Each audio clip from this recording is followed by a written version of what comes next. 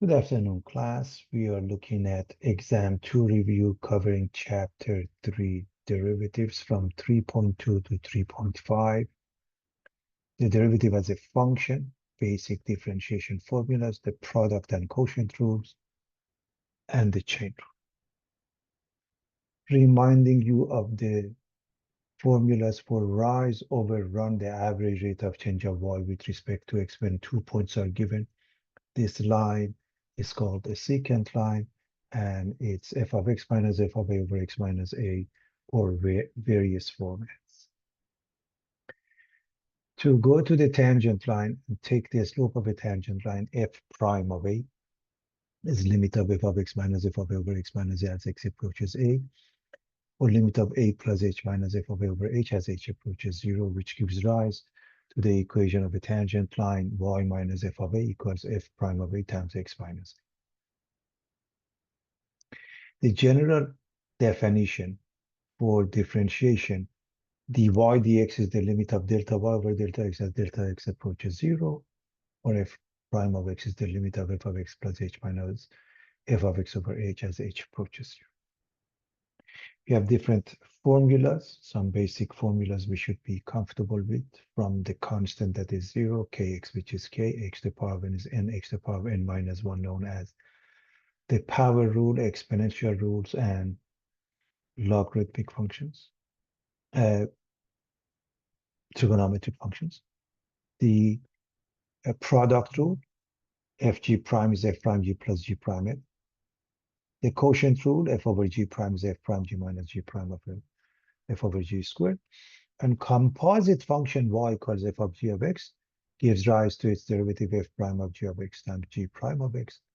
In Leibniz's notation, dy dx is dy du dx. The extended power rule, which is part of the chain rule, the derivative of g of x to the power of n is n g of x to the power of n minus 1 times g prime. And we have the definition of a natural log, y equals ln x, means e to the power of y equals x.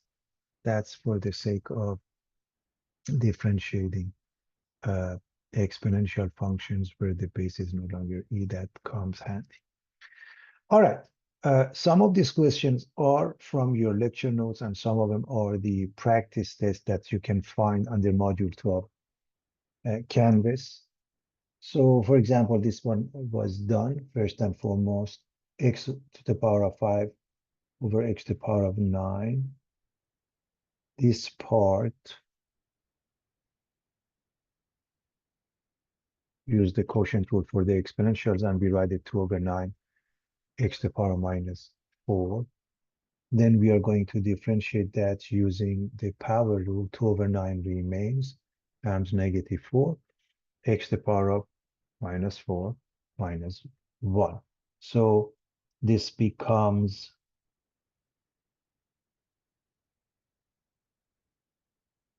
negative 8 over 9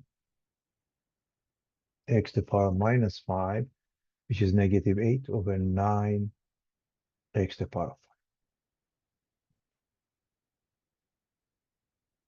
5. For part B, we make up two fractions. This gives us 10. This gives us minus 7x. And the derivative is simply negative 7.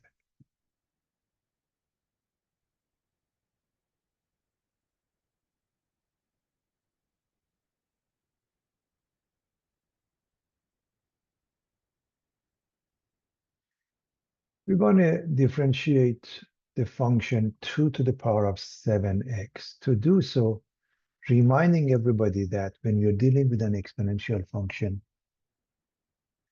e to the power of x, the answer is itself. E to the power of kx, the answer is itself times k by the chain rule. E to the power of g of x, again, it's itself times g prime by the chain rule. And if the base is different than e, we tag along natural log of the base. Why is that? Reminding you of the reason for that.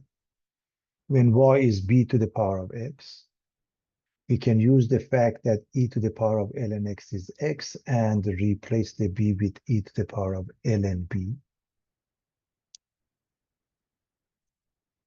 So ln b is just like over here, k. ln b is a number. So e to the power of kx is e to the power of kx times k. So e to the power of ln bx is itself times ln b. And now we put this back and we get b to the power of x ln b. And if by any chance the exponent itself is a function of x, then besides the rest of them, you need to tag along f prime of x. So in this case, first you write the function itself. The base is not e, so you need ln b, ln2. And 7x, according to the chain rule, the derivative is 7. By the way, the base is b. Over here, I chose a different base. It doesn't matter, a. And so you rewrite it as 7 ln2, 2 to the power of 7x as the final answer.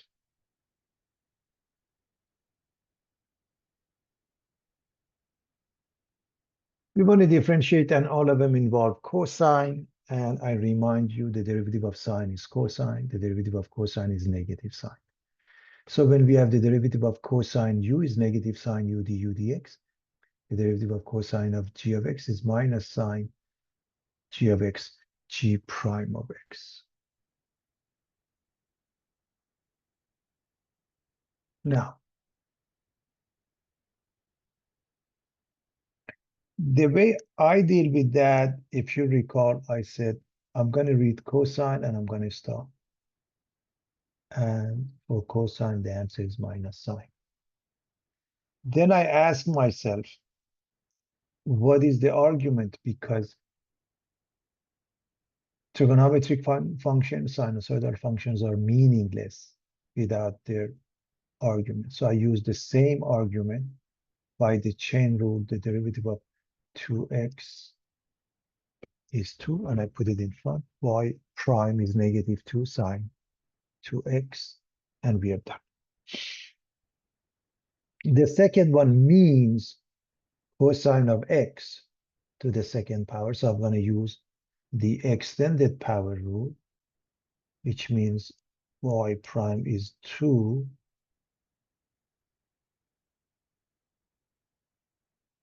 cosine x to the power of 2 minus 1, or simply 1. And now I need the derivative g prime of x by the extended power rule. And the derivative of cosine is negative sine x. And y prime becomes negative 2 cosine x sine x, or sine x cosine x, makes no difference. And some of you may recognize this one, 2 sine x cosine x, that's sine of 2x. So not that you have to change, but you may recognize this as minus sine of 2x. Cosine of x squared, again, I'm going to underline cosine and say y prime is negative. But again, you can't write any sinusoidal function, any trigonometric function without its argument. It's meaningless.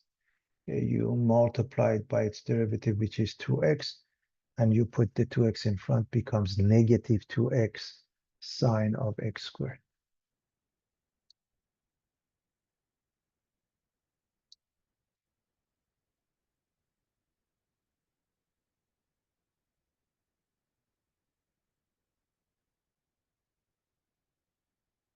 Again, as I mentioned, this comes from the practice test that you have under the module 2 of Canvas. This is question number 5. Y equals sine squared of 8x. I'm going to rewrite it so everybody knows this is sine 8x to the second power. So we are going to follow the extended power rule. First 2, then sine 8x to the power of 1. We don't have to write that. Then the derivative of sine. The derivative of sine is cosine. So cosine 8x. But 8x itself is a function of x times 8 by the chain. So please understand, sine gives you cosine of the same argument, and then 8x results in 8. You put them together, 16 sine 8x cosine 8x.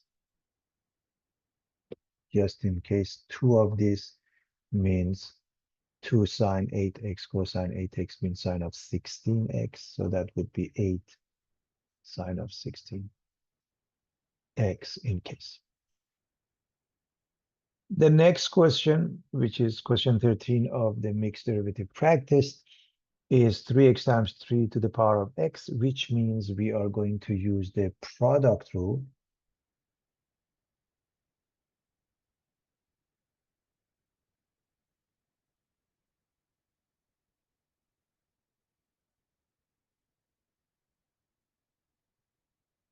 Because this is f times g. So f prime is 3 times g 3 to the power of x plus g prime. The derivative of any exponential, remember, just write it itself. And then since the base is not e, then you need natural log of that. So natural log of 3. And then f is 3x. And basically you have f prime g plus g prime f. If I were to write that, let me write it and then I erase it. So we are looking at f prime g plus g prime f. Now, we are done with calculus. We are going to simplify and take a common factor. To do so, let me erase my work first. And then please understand the exponent here is 1. And these two follow this exponential rule, the product rule. We are adding 1 and x. We get 1 plus x, or x plus 1 makes no difference.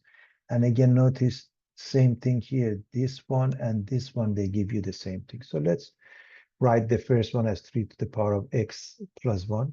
And the last one, the same thing, 3 to the power of x plus 1. And whatever is left. So what is left? ln 3 and x. Which means this part is in common. And if I write that, the first one gives me 1. And the second one gives me x ln 3.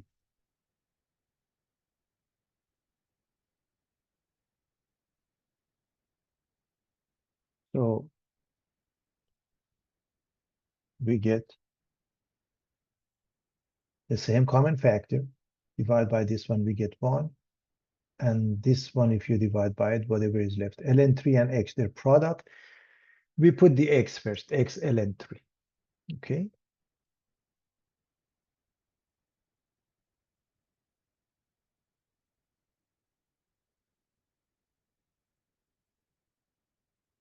H of x is x to the power of 4 e to the power of 2x. It's the product of these two functions. So I'm going to put a raised dot in between. And we are going to use the product rule. So I'm going to call this f times g.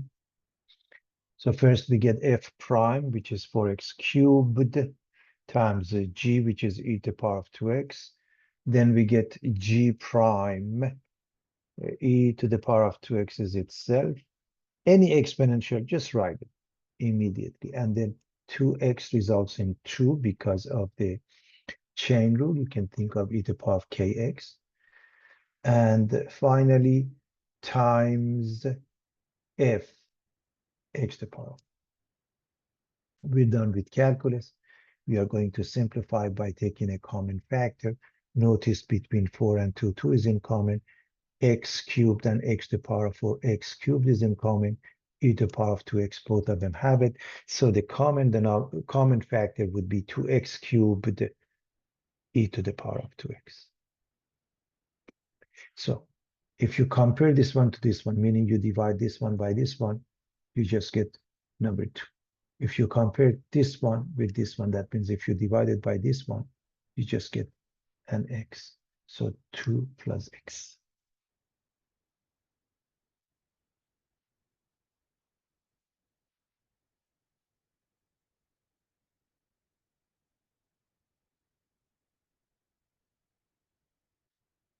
h of x is 9x times x minus 1 to the power of 4. We put a raised dot in between, and we use the product rule again.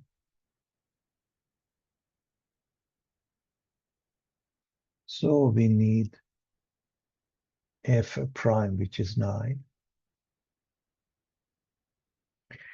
times g, which is x minus 1 to the power of 4, plus g prime. The derivative of this expression uses the extended power rule, 4 times x minus 1 cubed times the derivative of x minus 1, which is 1. Although it doesn't do anything, we write it to make sure everybody understands it is a must, especially if it happened not to be 1. So this entire thing is g prime, and now we need f, which is 9x, and we are done with calculus. So a quick recap. We have f prime, g plus g prime, f. So it's very straightforward, everybody. And of course, the last step is to simplify, which means the last step is to take the common factor out.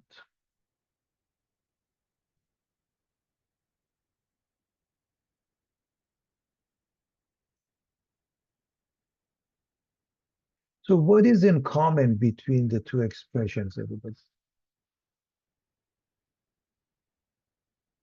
Number one, we notice, let me just erase my work, it makes it easier to see. So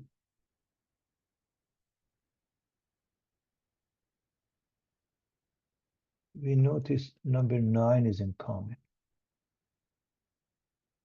Then we notice x minus 1 to the power of 4 and x minus 1 to the power of 3. We use x minus 1 cubed because the exponent is smaller as a common factor. So I hope everybody is fine with that. So when we take this out, what happens? Well, now I divide this one by this one, and it leaves x minus 1. When we divide this one by this, it leaves 4 and x. That means 4x. We can combine these two into 5x. So this becomes 9x minus 1 cubed, and the brackets 5x minus 1.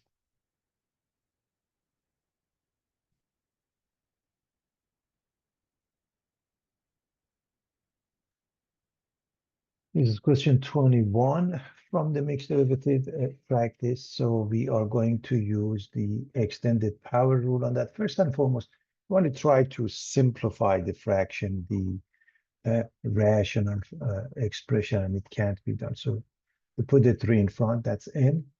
Then the same thing squared, that's g of x to the power of n minus 1. And now finally, the derivative of the inside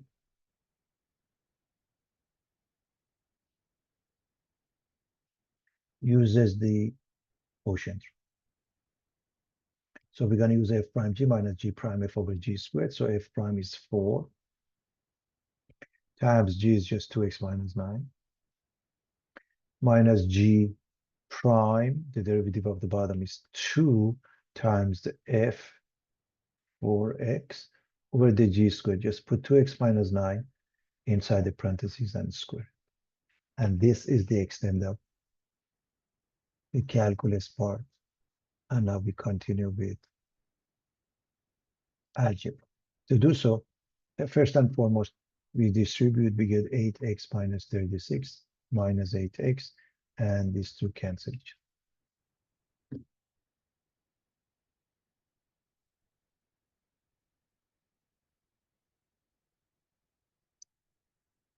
So we can write a fraction bar. What do we have at top? 3, 4x to the second power, and negative 36. What do we have in the denominator? 2x minus 9. Pay attention that as an exponent 2, another 2x minus 9 exponent 2. So 2x minus 9 to the power of 2 plus 2 or 4. So again, 3, 4x to the second power minus 36, and now 2x minus 9 to the power of 4. This one becomes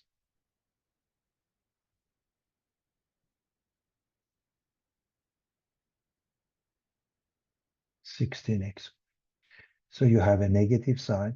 3 times 16 times 36 x squared is in the numerator, and that becomes a negative sign. 1728 x squared over 2x minus 9 to the power of 4. So I hope that's clear to everybody.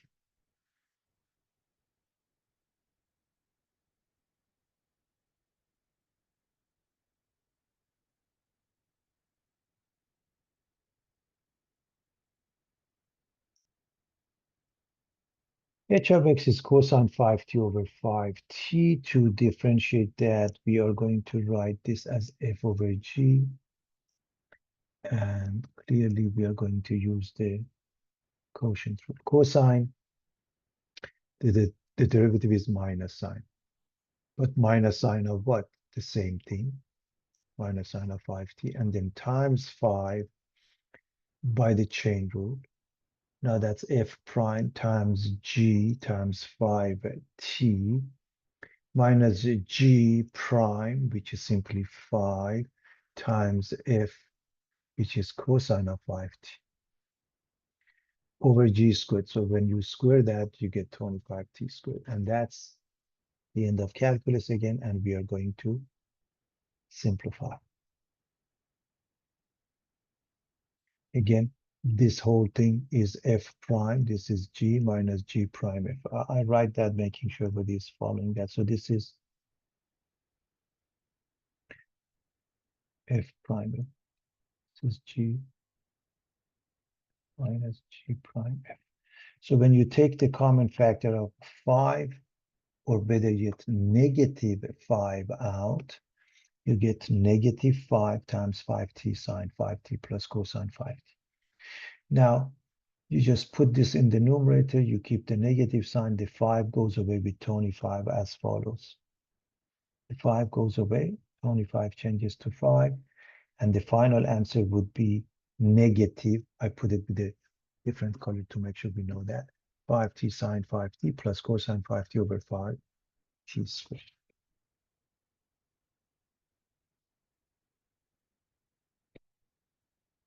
We want to differentiate this. And first, you're going to ask yourself, can I simplify them? And simplification requires having the same factor in the numerator. So we may or may not.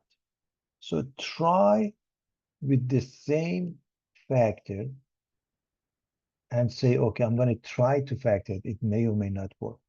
Because this is 2, obviously you need 2x. Because this is 9 divided by 3, and you get 3. And notice it works because the product of these two is 6x, the product of these two is 3x, and they result in 9x. So it does work. If it doesn't, you have to use the quotient rule. And now it simplifies to 2x plus 3. This is elementary algebra. Y prime is 2. We are done.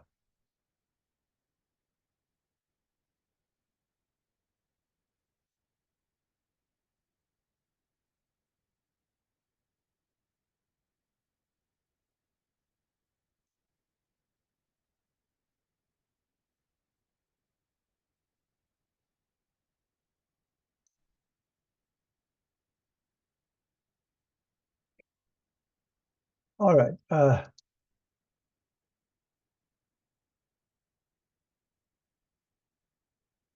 Again, you can find this somewhere in module 2. We are dealing with the following example. The growth in world population in millions is estimated by the formula P of t is 8,200 e to the power of 0.011 t, where t is the number of years since 2025.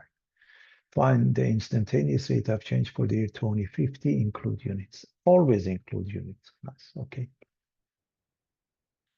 So the moment you hear instantaneous rate, that means differentiate. So P prime starting with 8,200 then exponential, you just write it. And e to the power of kx is itself times k, so times 0.011. By the way, it means just currently that is the, in 2025, about 8.2 billion is the population, and 1.1% is the growth rate. And so we're going to multiply these two numbers, put it in front. So P prime of t is 90.2 e to the power of 0.011 t, roughly. So what happens is 2050, from 2025, the difference of 25 years, replace the t, put it into a calculator, roughly 118.7511.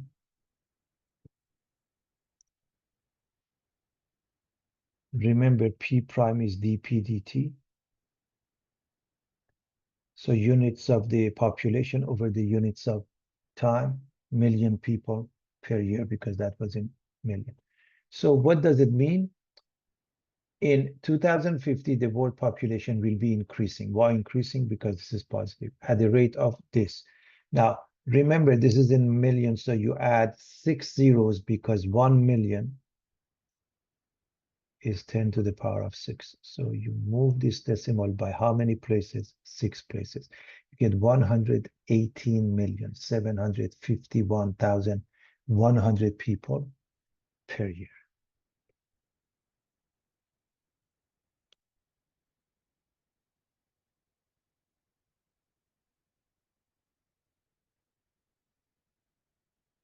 The length of a growing Tasmanian devil is estimated by the function L of W. L of W is 2.265 W to the power of 2.543, where W is in kilograms and L is in millimeters. Its weight can be estimated by W of t equals 0.125 plus 0.18 t, where t is its age in weeks. How fast is the length of a 30-week-old Tasmanian devil changing? So you just want dl dt. By Leibniz's notation, dy dt is dy du dt. The intermediate variable is u, so you want to go from L to t. The intermediate variable is w, so you need dw. So here's one method to do. So dl dw, you have this number, you write it, times the exponent, 2.543. Then w to the power of same exponent, subtract 1, you get 1.543. So that's dl dw, dl dw. What is dw dt? Just 0.18. And if I multiply these three numbers,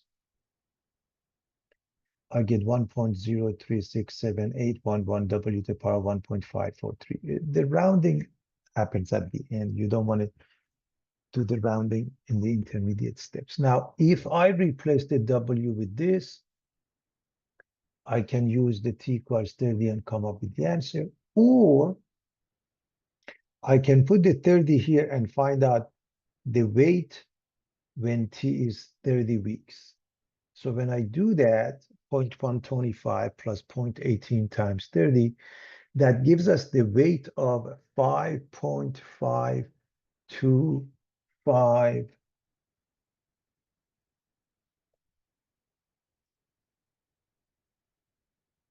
kilograms.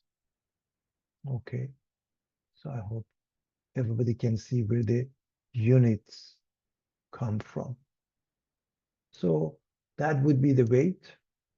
And now you are going to put the weight here, put it into a calculator.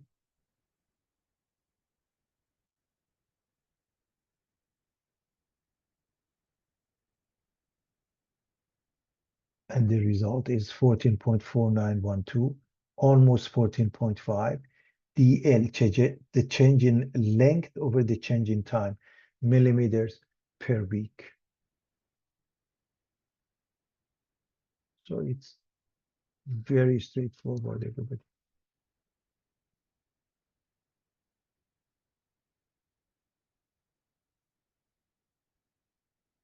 Now, the second method, of course, is using the composite function, which means you are going to replace the W with this. So we get 2.265 times, instead of W, 0.125 plus 0.18 t to the power of 2.543. And you can differentiate this as follows. You have this number. So dl dt or L prime of t, you have this number times this number times the parentheses to the power of the same number minus 1, 1.543, right? We are talking about n minus 1. And then g prime of x. The derivative of the inside is simply 0.18. And again, if you multiply these three numbers, you get the same number. And these two class right here, if I had changed the W, I would have got this one. And of course, if you plug in t equals 30, you get the same answer. By the way, this length was not, uh, they didn't ask for the length in case they did. The length when t is 30, okay, you put it into this equation, 2.265, and the weight is 5.25 to the power of 2.543. In case it would be about roughly 175 millimeters if they asked, and they didn't in this question, okay?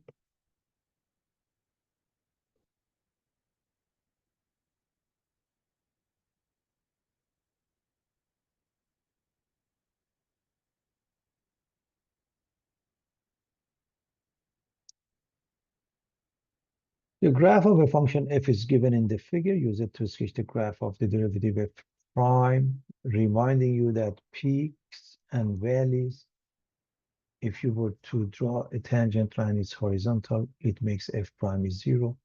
When it's increasing, almost looks like a line with a positive slope. When it's decreasing, almost looks like a line with a negative slope. Therefore, at relative max or mean, f prime is 0. When f prime is positive, f is increasing. When f prime is negative, f is decreasing. So we first look at the easy points A, B, C, and corresponding to the same x coordinate, we call them A prime, B prime, C prime. They have the y-intercept of 0 for the derivative y equals f prime of x. Secondly, there is a point here. How did they come up with that? They just picked up a point. They drew a tangent line close to reality. They picked up 2 points. They calculate the slope, and that's why they don't write the slope because 3/2, but rather it's almost 3/2. Then we look at each piece. This piece decreasing, increasing, decreasing, increasing. So the first piece, this piece is decreasing, so that means below the x-axis. Second piece from here to here, increasing. So it's above the x-axis, but it has to come back to 0 because at this point is 0, so is this one. You may not know exactly at what point it comes back, but for sure it has to come back. This part decreasing, so below the x-axis, but again, this is 0, this is 0, it has to come back up. Finally, this part increasing, so above the x-axis. And of course, this 0.5 comma 3/2 or 5 comma 1.5. And that's how the final answer looks like.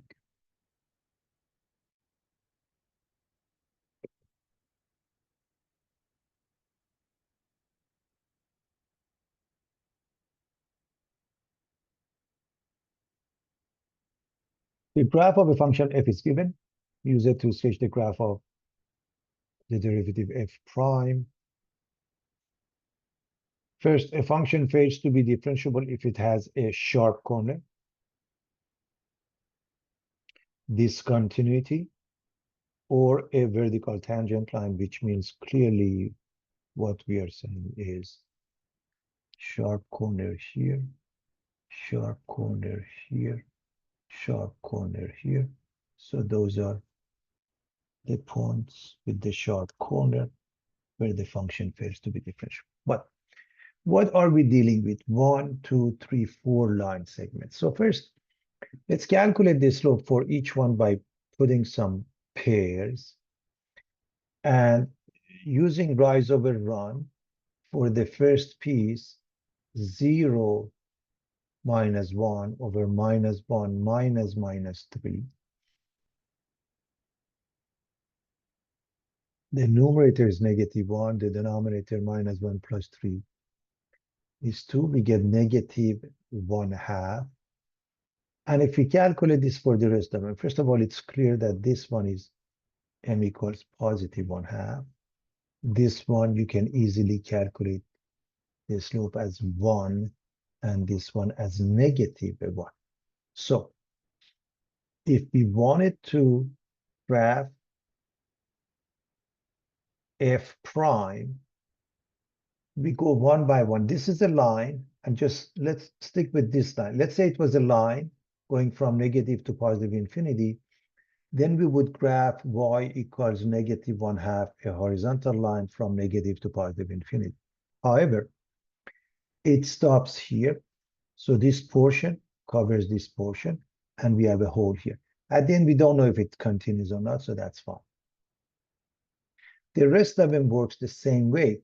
This one, y equals 1. This one, y equals negative 1. And the last one, y equals 1/2. Those are all horizontal lines. For this part, it only covers this portion or this portion, which is this piece. For the third piece, covers this much. So only this piece, y equals negative 1. And of course, the last part, from here on, y equals 1/2. So that's how you graph this. There are 4 line segments corresponding to the graph. And the end points, these 3 points, they're all whole because a function fails to be differentiable if it has a sharp corner.